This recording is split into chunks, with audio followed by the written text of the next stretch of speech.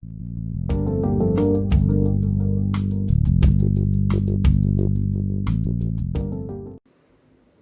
everyone. Today we are going to study about some interesting facts about floating and singing, and also about some applications of flotation and sinking. Now I will show you some experiments to show you the sinking and floating of a body. The sinking and floating depends on the density of the given body. So here I am showing you an experiment with a thermocol and an iron nail. Here you can see an iron nail and you can see a small piece of thermocol. Okay, here you can see instead of nail, when I immerse this nail into the water, it will not be visible. So I am taking a pair of scissors. Okay, now I am going to immerse both scissors and thermocol to water. Okay, here you can see the thermocol floats on the surface of the water and that scissors immerse to the water, that is, it sinks. So from this it is clear that pair of scissors is made up of iron. Iron is a denser object. So as the density increases, it will sink to the bottom. And you can see clearly the thermocol is floating on the surface of the water. It means the density of thermocol is much less than iron. Now I am going to compare the density of thermocol with water. Here you can see water has a particular density and thermocol also have a particular density. If the density of the solid, that means here thermocol, is less than the density of the liquid, here water. So if the density of the solid is less than the liquid, the object will float. Now the second case is if the density of the solid, here I took the pair of scissors, it's made up of iron. So if the density of iron is greater than the density of water, it will sink. So we conclude the basic concept of flotation and sinking. Density of the solid is greater than density of liquid, the object will sink. Second case, if the density of the solid is less than density of water, the object will float. Now, to explain more about flotation, we should be familiar with the term upthrust or buoyancy or buoyant force. That is a force exerted by the liquid on an object is called buoyant force. And this buoyant force acts in the upward direction. Weight of the body acts in the downward direction and the buoyant force acts in the upward direction. Here I will show you an example. It's a piece of thermocol. When we place it in water, okay, you can see it floats. It's floating. Now the weight, anyhow this thermocol have a specific weight. The weight of the thermocol is acting downwards. At the same time, there is an upward force given by the water on the surface of the thermocol. That is called upthrust. We can feel the upthrust. I think you all have played with such thermocol and water. If we push the thermocol inside, okay, we are just pushing the thermocol inside. When we leave our hand, you can see it will automatically comes back to the surface of the liquid. So here a force is acting on the thermocol. Which force is acting? That is the buoyant force. That is buoyant force acting on the thermocol, which acts in the upward direction to bring the thermocol back to its surface.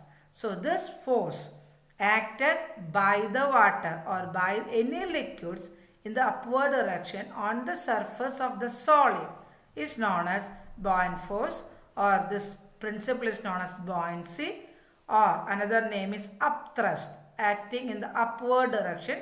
So we can say it as upthrust. So to study detail about this floating and sinking of the body, first we should know what is buoyancy. Next we are going to study about principle of flotation. Here I am taking a piece of thermocol and a piece of stone. So, to study the principle of flotation, we have to know about the two forces acting on it. When we immerse the stone and a thermocol, you can see the stone sink and the thermocol float. Okay, now here you can see why does the stone sink? Because the weight of the stone is more than the buoyant force. When we just hold the stone on the surface of the liquid, two forces will act on the stone. First force is weight of the stone in the downward direction. At the same time, there is an upward force which is called the buoyant force. But in this case, weight is more than the buoyant force. So the object sink.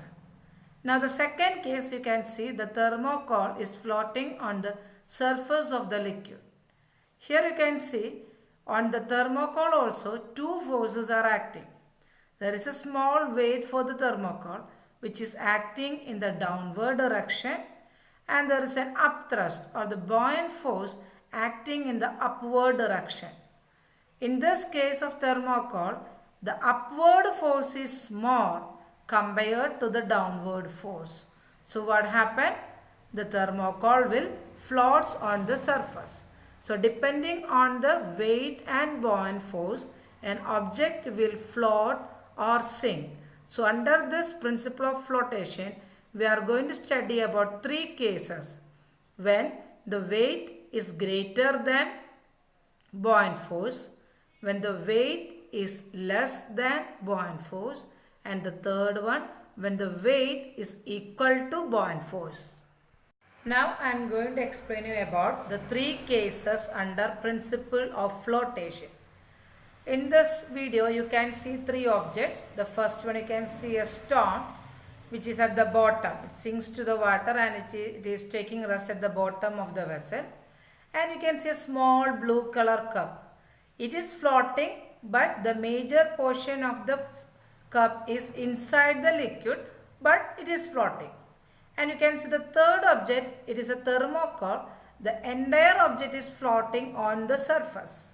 So these are the three different things I am taking here to explain the principle of flotation. Now as I already told you, there are two forces acting on it. Two forces. First force is weight of the body. Second force is the buoyant force or the upthrust. In the first case, you can see I am taking the example of the stone. The weight of the stone is much more than the buoyant force. That is, downward force is more than the upward force. So the object moves downward. That means the stone sinks. So here we can say the first case is W is greater than FB. Case 1. W is the weight of the body. FB is the buoyant force. So first case, W greater than FB. Second case, I am taking the example of a cup. You can say blue color cup. This blue color cup, it is just floating on the water, but it is not floating with the entire portion upward. It is just floating on the surface. This happens because when the weight of the body is equal to the buoyant force, that means upward force and downward force is equal. Net force, total force, upward and downward together is 0. That is why the body just float inside the liquid surface. So that is case number 2. Upward force equals downward force. That means buoyant force equal to weight of the body. W is equal to FB. In this case, the body will float just inside the liquid surface. Okay. Next is case 3. Here you can see the example of a thermocol. You can see the entire thermocol is floating above the liquid. This case happens when W is less than FB. That means W, weight of the body, is less than the upward force. So upward force is more. So the thermocol, the entire thermocol floats on the surface of the liquid. So this is the case 3, last case under principle of flotation. Weight of the body W is less than buoyant force. So we completed the 3 cases. W greater than FB, case of a stone. W is equal to FB, case of a cup. And the last one, W is less than FB, case of a thermocol. Next we are going to study about law of flotation. According to law of flotation, weight of a floating body is equal to weight of the liquid displaced by its immersed part. So I'll explain you what is this law. Here you can see the initial level of water. I just marked with the red line. That is the initial level of the water. When we immerse a body to it, here I am just taking a tiffin box. You can see the level of the water rises. Okay. So the weight of this floating body, here you can see the body is floating. The weight of the floating body is equal to weight of the liquid displaced by its immersed part. How much part is get immersed? That part weight we can calculate using the weight of the liquid displaced. We can see the increase in level for initial level and final level of the water. If we measure that level of water, we will get the weight of the immersed part. So this is the law of flotation. That is, weight of a floating body is equal to weight of the liquid displaced by the immersed part. So if we want to calculate the weight of that tiffin box, what we had to do? We had to collect the extra amount of water which is get raised. If we calculate or if we measure the weight of that liquid, we can calculate the weight of the object. Next we are going to study with some applications of flotation. First one, flotation of an iron ship. Here to show you, I don't have a ship to show you. So I am just going to show a structure of a ship that I am just showing a tiffin box.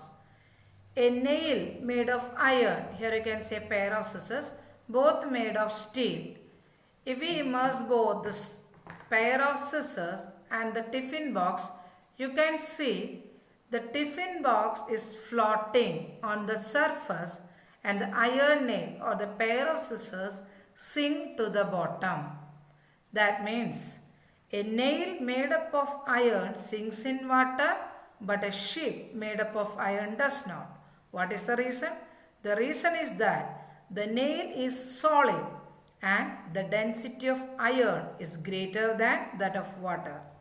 The weight of the nail is more than the buoyant force of water on it. So the nail sinks in water. On the other hand, you can see the tiffin box. That is, the tiffin box is hollow and the space, it has some empty space containing air. I didn't fill the tiffin box completely with objects. A small space is filled with air. This makes the average density of that tiffin box less than the water. Therefore, that lunch box or the tiffin box is floating. So that is the first application of flotation. Next application is application of flotation of ice on water. So I am just taking a red color ice to show you clearly. I think it is clear. You can see the major part of the ice cube is below the water surface and only a small portion is above the water surface. That means a piece of ice floats on water with its 9/10th part inside the water and only 1/10th part of it outside the water. So here you can see a small portion is above the surface of the liquid and the majority of the ice is below the liquid. So due to this, we see the film Titanic and all. That is a very huge and large pieces of ice floating on seawater. They are called icebergs. These are these icebergs are dangerous for the ship? What will be the reason? The reason is that density of ice is less than the density of seawater. And the icebergs floating on seawater with its large portion submerged inside the water, and only a little portion of it is above the surface of the water. Thus, the ship can strike the invisible part of the iceberg under the surface of the water. Hence, it is dangerous for the ship. So, here I conclude, always the ice will float on water because the ice has the less density. You can see the density of ice is less, so it is floating. So, in that you can see a small portion will be outside the liquid surface, majority of the ice piece is below the liquid surface. So, it will be dangerous for the ship. Next example of flotation is working of a submarine. You can see a small bottle I just kept inside the water, and you can see a small balloon. It's just an example, it's an experiment. So a submarine can be made to dive or to rise to the surface of the water as and when desired.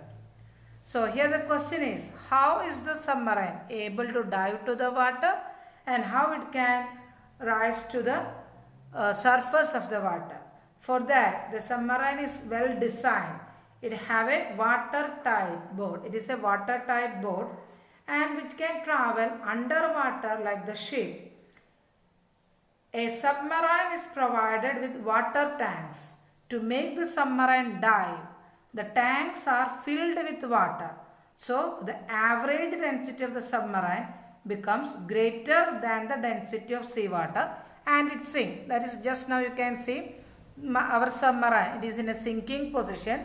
That means the density of the average density of the submarine is more than the water. So, it sinks. Now, if the submarine would like to come to the surface, what they have to do is, to make the submarine rise to the surface of water, these tanks are emptied. That is, its average density of the submarine is less than density of the seawater. Actually, they have the air tanks, water tanks. If it is filled with water, the density will be more, it will be sink to the bottom. Now, if the submarine would like to come forward, it will empty the tank. Empty the tank means it will be filled with air. So, instead of here I am just filling the balloon with air so that you can see the submarine floats to the surface. Actually, the air tank is not outside. It is just for an explanation. I took the balloon. Actually, the air tank is inside the submarine. So, if it want to dive to the water, the air tank, the water tank is emptied and filled with water. So, the density will be more. And if it want to come to the surface, the water will be emptied and filled with air inside the submarine. I repeat, inside the submarine, the tanks filled with air. So, the average density will be less and the submarine will float on the surface of the sea. Next application of flotation is flotation of man. It is easier to swim in sea water than in river water. So, instead of sea water, river water, I am taking a glass of pure water and in one glass I am going to add some salt. Okay, after adding some salt, you know, when we add salt to the water, the density of the water increases. Now, instead of man, I am going to immerse egg to river water, that means our pure water. You can see the egg sink to the bottom, and the same way I am going to immerse the same model egg to the next one, that is sea water. Instead of sea water, I just add few salt to water. You can see the egg floats on the surface. So, this is the same concept behind the swimming in sea water and in river water. That means when a man tries to swim in sea water, the sea water contains salt. So, its density is more than the density of river water. The weight of the man gets balanced by the less immersed part of his body in the sea water as compared to that in river water. So we can say that it is very easy to swim in sea water than in river water. Concept is sea water is denser because of the content of salt. Next example of application of flotation is sinking or rising of fish at their own will. So for this, the fishes have a special organ called air bladder. So if the fish likes to rise to the surface of the water, they will fill its air bladder with air. It's just an example, it's not a proper fish, but you can see once the air bladder is filled with air, the fish comes to the surface of the liquid. Now if the fish would like to sink down, what they will do is they will empty its air bladder so they can move down. So this is another example of flotation, sinking and rising of fish with the special organ called air bladder. Our last application of flotation is hydrogen balloons. Till now we were dealing with the floating and sinking of solid objects on liquid. Now the last topic is we are studying about the flotation of hydrogen balloons. Here you can see in the diagram, or you all are familiar with hydrogen balloons. You know it will always rises in the air, or it will floats on the surface of the air layers. Why? What is the reason? The reason is that the density of hydrogen is less than the density of air. In this case also, in case of air also, we have buoyant force, the force exerted by the air on the particular object in the upward direction. So in case of hydrogen balloon, we can see that the weight of the balloon will act in the downward direction. At the same time, there is an upward force, buoyant force acting on the balloon by the air. Since the density of hydrogen is less, the buoyant force will be more and the hydrogen balloon always rise in the upward direction. So by this topic, I am concluding the chapter 3 in our textbook. I think all of you understood all the concept related to density and related to relative density. Then the last portion, sinking and floating. So I hope all of you enjoy my video. Thank you for watching. Thank you.